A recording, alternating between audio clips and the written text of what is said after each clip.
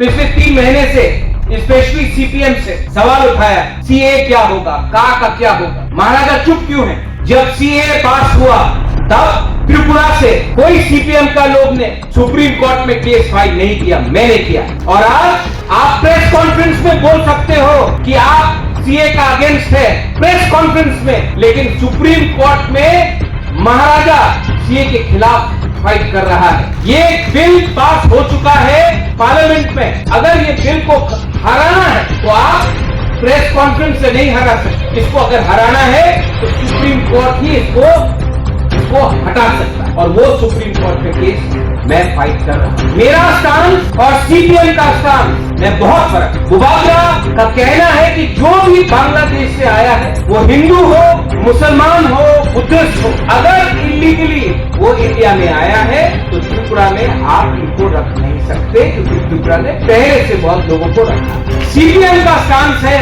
कांग्रेस का स्टांस है कि आपने हिंदू को अलाउ किया है, क्रिश्चियन को अलाउ किया है, बुद्धिस्ट को अलाउ किया है, मुसलमान को भी रखो, तब सीए नहीं। हमको और कोई नहीं चाहिए, क्योंकि पहले से त्रिपुरा में बहुत लोग आ चुके हैं। हम और लोगों को रखना नहीं चाहते हैं, कोई भी हो।